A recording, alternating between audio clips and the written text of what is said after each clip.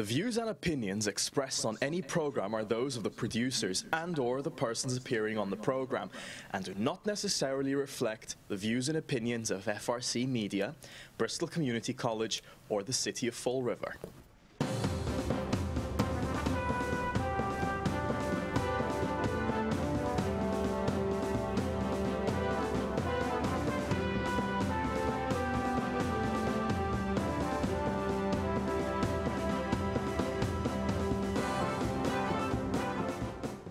Well, hello. Welcome to Spindle City Straight Talk. I'm Chip. And I'm CJ. And it's Friday. Holy moly.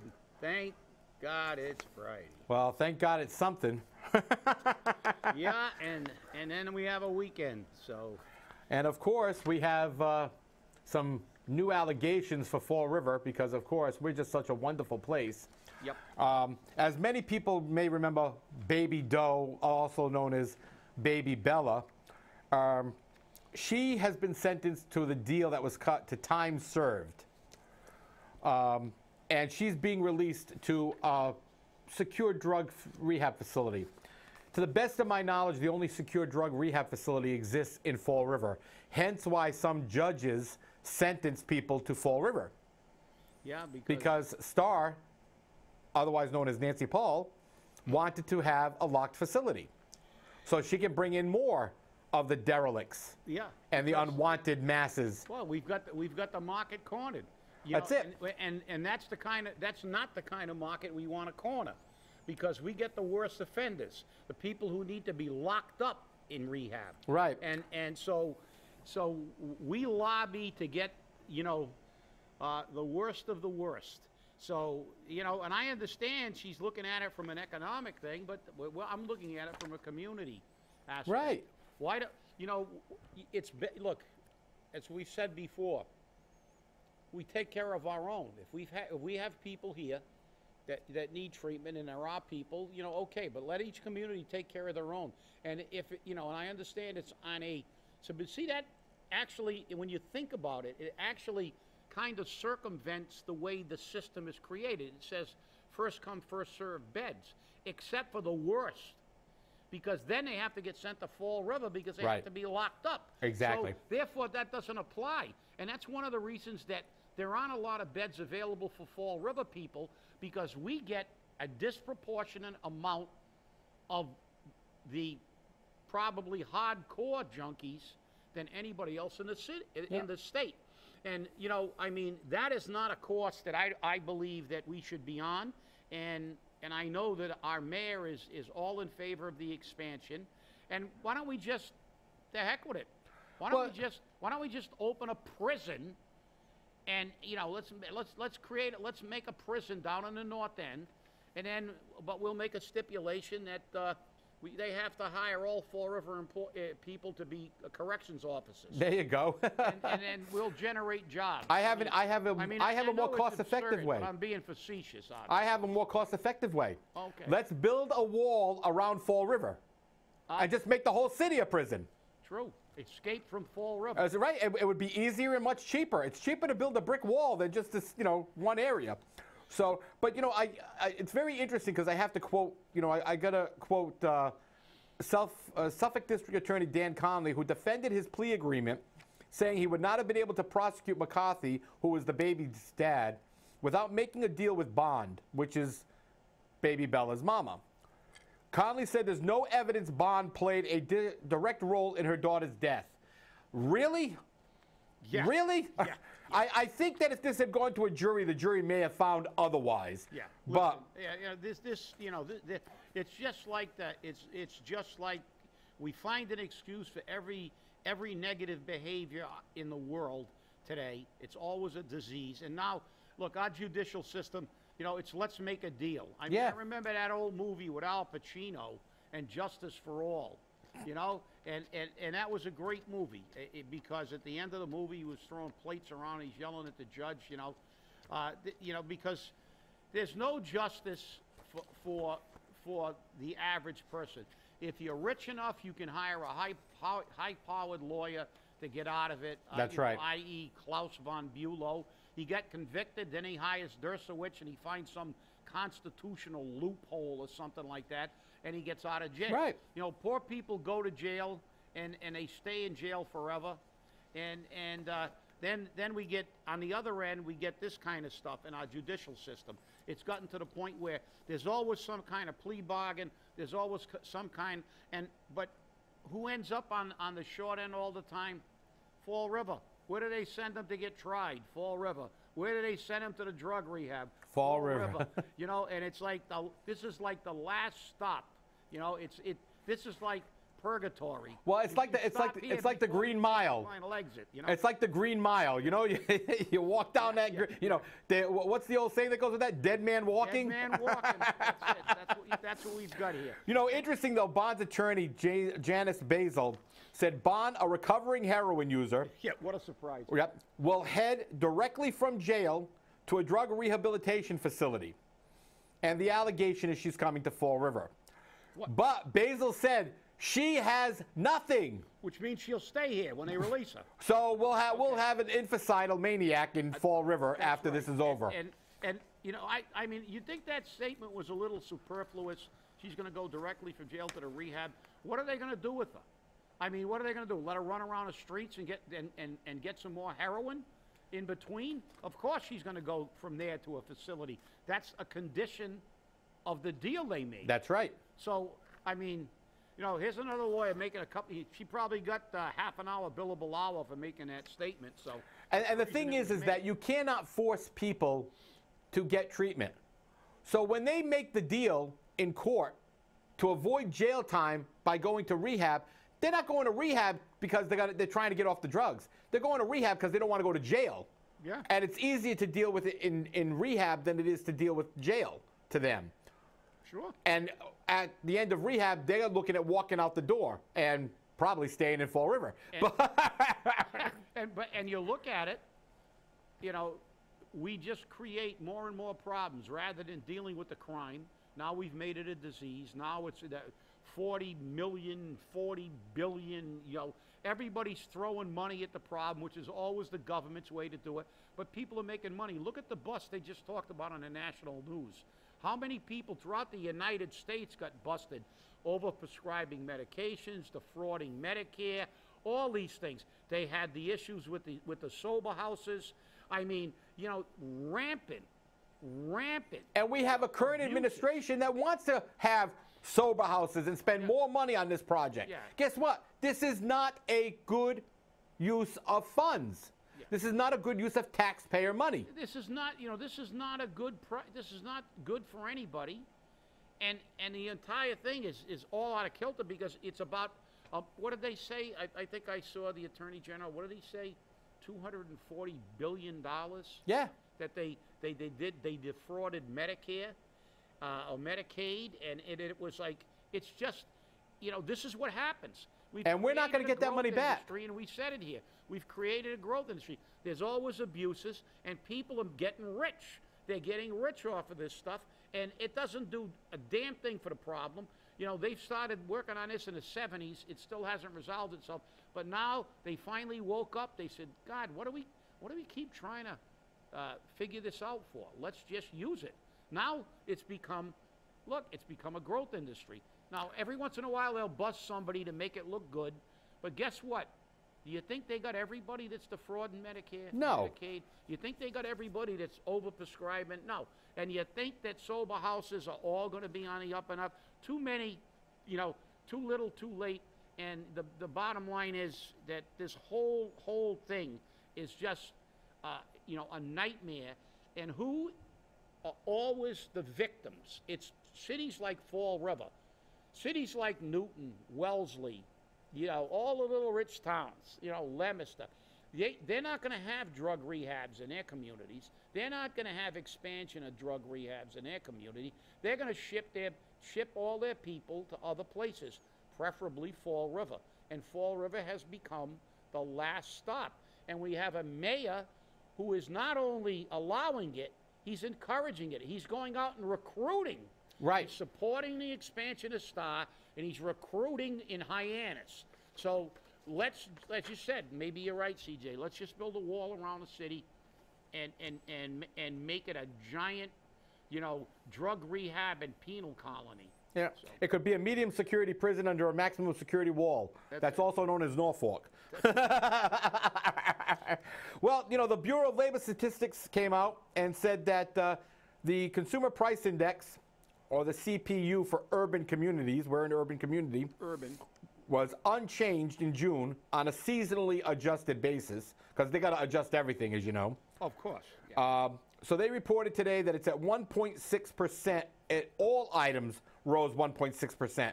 But here's the thing. When you read further into it, they took out food and energy, which went down. Yeah.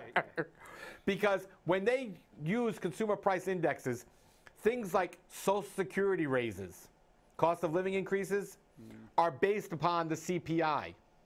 So if they're going to keep it under 2, by the end of the year, they'll take the mean average. I'll guarantee you they'll say, oh, we can't give another, the CPI was 0, so we can't do anything.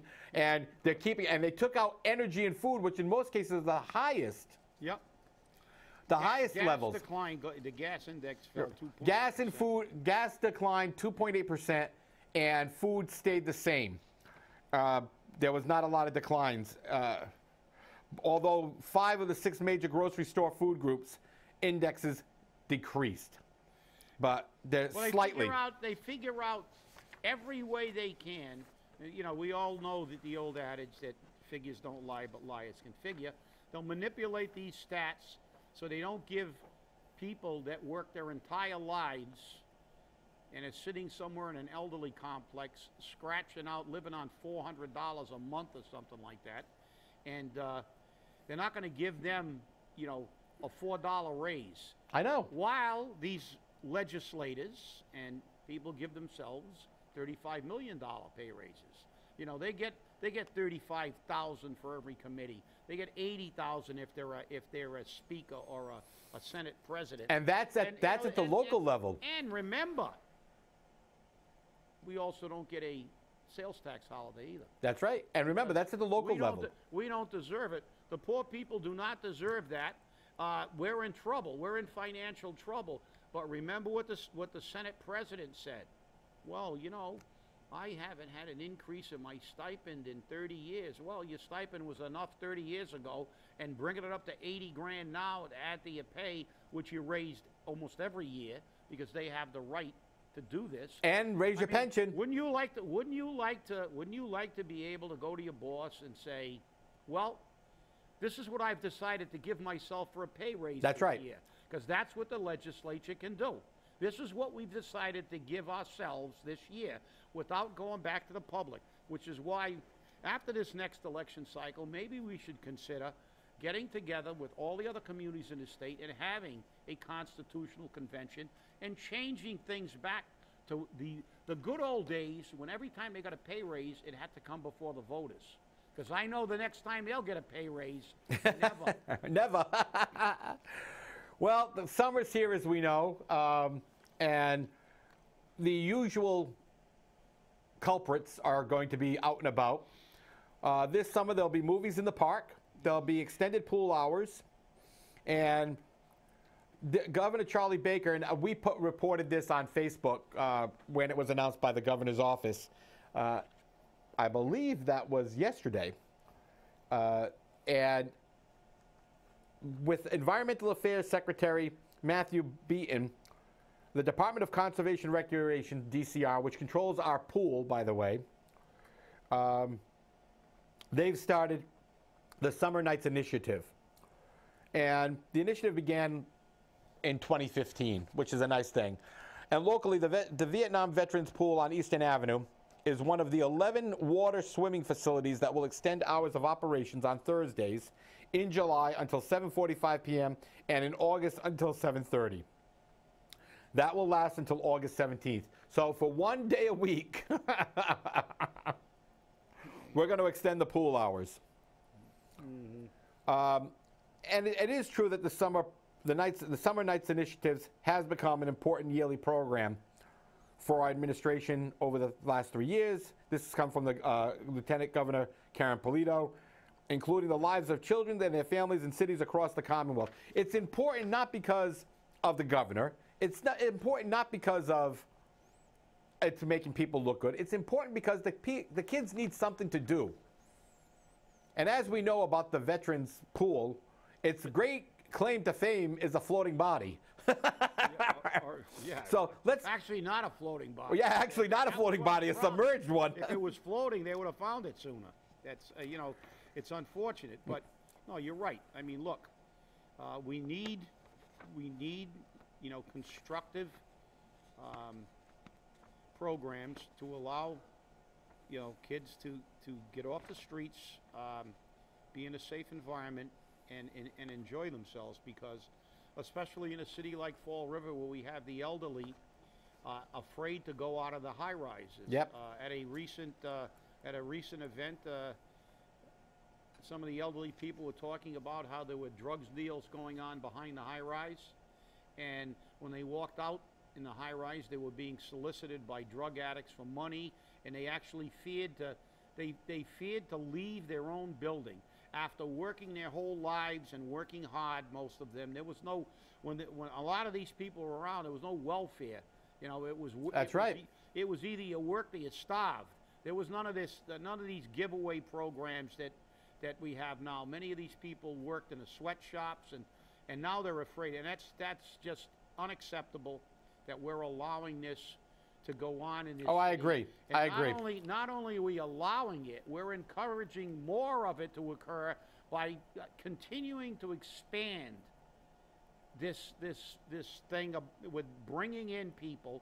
Now, we started with the Housing Authority, and we advertised all over the country to bring people in. And as you know, you have someone who actually was bringing people in from Pennsylvania. That's right. That's my son-in-law. Into our Housing Authority. And I know that, you know, if I was in charge of a housing authority in Pennsylvania, I wouldn't send you all my best people. I mean, that would be really ridiculous. John Wayne Gacy's coming to Fall River. Yeah, and it's like, so we started with the Housing Authority. Now we're doing it with drug addiction. That is the growth industry in Fall River. You know, opioid, you know, addicts. So now this is going to become a home to addicts. We've got to stop this cycle, because, what is it? Was it 2000 census or something? I don't know. The 2000 census, we had 90,000 people, something like that. Now we're down to, you know, 80. And I think if they got rid of the leftover people that stayed here after their drug rehabs, we'd be down in the 70s somewhere. Because, look, we're losing people regularly. Continues to erode our, you know, the people who actually stimulate the economy and have money to buy things. And that's the reason the stores are having so many problems. We see stores closing up all the time, and you know, nothing seems to be able to make a go of it in a community. Right. Which is obviously an easy thing to figure out, because there's no money. There's no money. If people don't have money to spend, I don't care how good your product is, they're not going to buy it. And you know, they're not going to go out and buy a $17 cheeseburger, you know, and guess what? They're going to go to McDonald's. Yeah, I think the 110 grill is going to have a rude awakening. Meal. So, I mean, this stuff is just, look, I like to see it, and, you know, but we look at our city and we see, you know, the only way we can improve our city is to put people to work and bring working people into this community. Not by, I mean, let's face it, we probably have, if not the highest percentage, one of the highest percentages of people on a school lunch program in the state, maybe in the country, because, you know, we have a community that's in dire financial straits. Yep. And finally, with this summer initiatives, and it started last night at Heritage State Park. On Thursdays, there will be a free movie in the park, which starts to be shown at dusk. Yesterday was The Secret Life of Pets. Next Thursday will be Sing. July 27th will be The Jungle Book. And August 3rd will be Finding Dory. So if you want something to do on a Thursday night and it's nice out, go down to Heritage Park, sit there and watch the movie. And hopefully you have a good time with your family. I think that's a great thing to do over the summer. And also the Flint Neighborhood Association is sponsoring a movie in the park very soon. I believe it's on a Saturday night. And they're going to be airing Pink Panther. So There are things going on in the city which are halfway decent, but we can't talk about them because remember, we're negative, Chip. Well, no, that's one of the things that's missing in Fall River. Right. The spirit of community. Right. You know, people, you know, at one time Fall River was a very, I had this discussion just last night with somebody. I talked about, I remember in the not too distant past, where Fall River was far more community oriented. People cared about each other and they cared about the community. And I know you remember when Durfee basketball was basically an addiction in Fall River. I mean, everybody followed Durfee. We had, and it was and Durfee basketball was really the portrait of Fall River. Durfee never had a big basketball team. They never had a lot of tall guys. It wasn't that we won basketball games because we had, although we had some great players, obviously. We had, you know, Chris Herron, who became a professional, and we've had some good players. Actually, Kenny Fiolo was a pretty good ball player. We had a lot of great basketball players. But we always had an undersized team compared to other places, but we were perennially in a state tournament and always a contender for a state championship. Why? Because Durfee always played as a team. They were tenacious, they were tough, they played great defense, and they maximized what they could be because it was a team effort. And the community it was always, you know, basically if you talk about one sport at Durfee, it was always basketball for years. Now look what's happened to Durfee basketball. How many people really look, I mean, the entire community looked forward to Durfee basketball, the Durfee New Bedford games for a while. The sense of community, it brought people together. And, you know, when you're together, you can address issues. Now we've got everybody hiding in their houses because they don't want to go out of their house anymore. And frankly, for this community to move forward, that's got to change. That attitude's got to change. Good luck on that one. Well, good luck on that one. We've got to try. I know. You know, we've got to try. Well, we got to let people know a public health issue. Yep. Mosquitoes. Mosquitoes are running rampant. How many people out there have a bird bath in their yard? How many people have seen tires with water in them? Or you have little ponds around your property? Mosquito breeding grounds. They're all mosquito breeding grounds. Dump those bird baths out, change the water in them, get that standing water around your property out of there. Do it regularly, because with all this extra rain, we have a lot of mosquitoes. And recently, I believe it was Mattapoisett? Yeah, West Nile. Fairhaven. Fairhaven. West Nile virus was found. They haven't found it in Fall River yet, and there's also been no transmission to humans yet. But that's only a matter of time if we're not going to get on top of this. In previous years, we've sprayed, we've done all of that, and they always spray the cemetery. I don't know why. Aren't the people there dead? Well, maybe those, you know, some of those, you know. The planters aren't there anymore.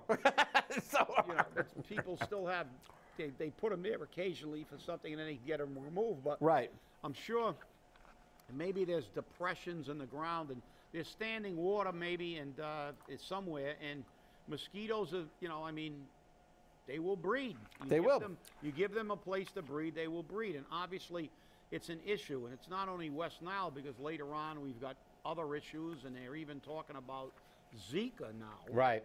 And so we've got, you know, we've got some issues. So and if you're going to go out for a walk in the evening anywhere like where there's maybe some standing water or they're known for mosquitoes, put some repellent on, because it is an issue now. Yeah, and it's not going to get any easier. So, but again, if you're not going to take care of it on your property, you're going to be contributing to this breeding. And the thing is that mosquitoes are active from dusk to dawn. During the day, they're not that active. They love the darkness. So remember, if you're going out, wear long sleeves, long pants, use, you know, I guess he calls it the 5 Ds, 4 Ds. Mosquitoes, to prevent mosquito bites, Manton recommends the 5 Ds. And that is dawn, dusk, dress, DEET, and drain. Mosquitoes are active dawn to dusk, or dusk to dawn, excuse me. You dress with long sleeves, long pants. Use an insecticide or mosquito repellent that contains DEET. Check the label, make sure you read that, and reapply it often. And drain all that standing water. We don't need any other problems in Fall River. We have enough already. And those problems that we have in Fall River, we create. So let's not create a mosquito problem. I know that around my property at night, we get them on occasion. But I'm very close to the Quikasham Rail Trail and the Quikasham River and Big Berries and that whole area. So I've got water all around me, a lot of which is standing water. So those are breeding grounds. And that makes it a little more difficult. I have to comment a little bit, Chip, on some of our viewers. And we've gotten some comments most recently from Ms. C, who seems to have created her profile not that long ago. And she has 3 friends.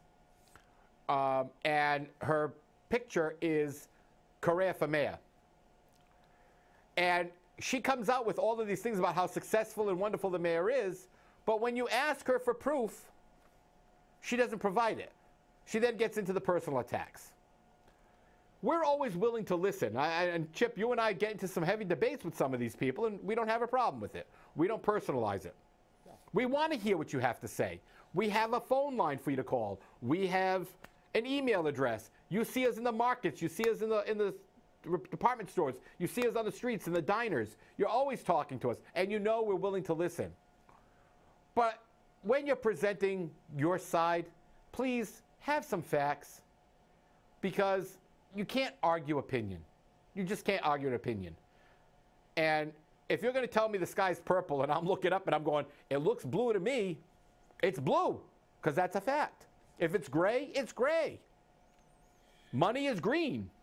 If it's silver, if it's coin, it's silver or copper. I mean, those are the colors. There are some things you just can't change. No, well, you know as well as I do with the technology today, and some of these profiles are created, and we know they did it during the recall, they did it during the elections. We know that Mayor Flanagan had a whole bunch of bot profiles and profiles, and when they begin to crop up right before an election, and then they make only commentary that's pro one position, and then they disappear at the end of the election, never to be heard from again until the next election, if they don't create some even newer ones.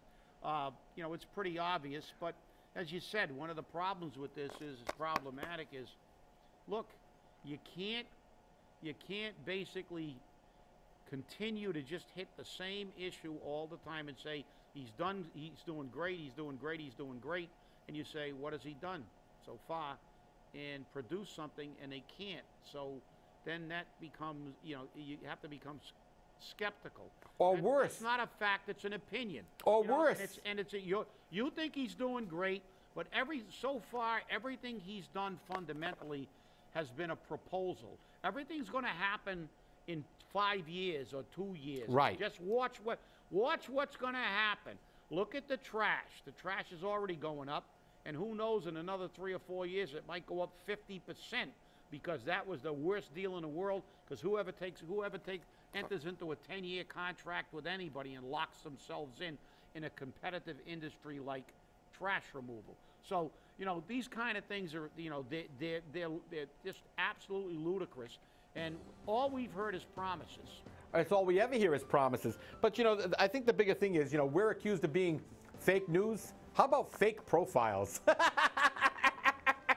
Yeah, well, they could say they're fake, but everything we've said on the show, we were first. I mean, even about the shooting. Exactly. Exactly. 3 days for the rest of the media to do it. So, hey, people, thanks for watching, and remember, stay angry. Have a great weekend now. Yeah. Stay away from the bullets.